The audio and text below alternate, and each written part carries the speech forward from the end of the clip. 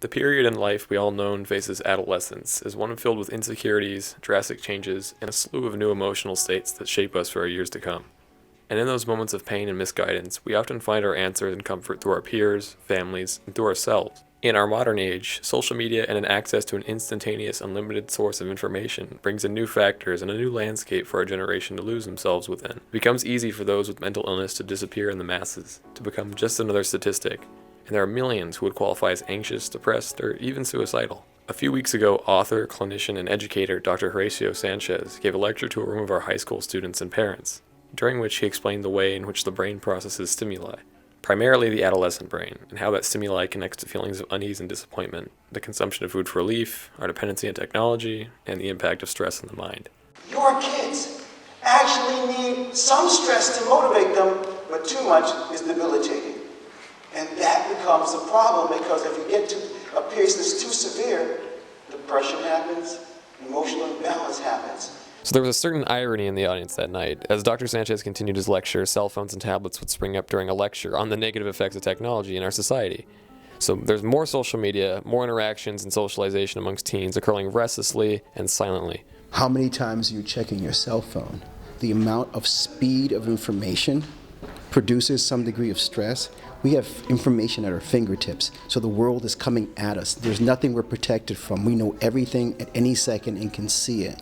And then there are the natural stressors of social interaction, home life, and all that social interaction stressor. How are we doing with our peers?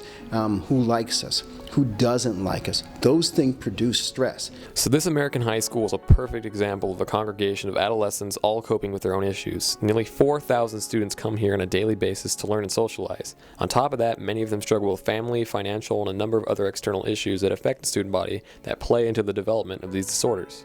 Part of depression and anxiety is a loss of motivation, a loss of hope, sleep and regular patterns getting messed up. The student can just intrinsically maybe feel not like they have the energy or the skills to reach out for help. They're concerned that that will somehow negatively impact their college admission status, and that's the farthest from the truth. But really, we always want students to reach out to an adult they trust, whether it's a parent, a teacher, a counselor. Everyone is fighting some sort of battle.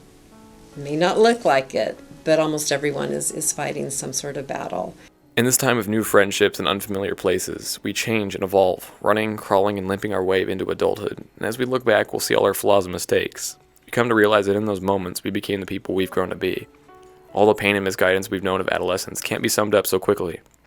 Those of us that suffer from depression, feel scared or suicidal, at the end of the day remain human, and no closed-minded Facebook post, text message, or harsh rumor can change any of that. But when we lock ourselves away and convince ourselves that there's something wrong with us because of it, that's when we've truly made a mistake. Help is out there, and it's one conversation away.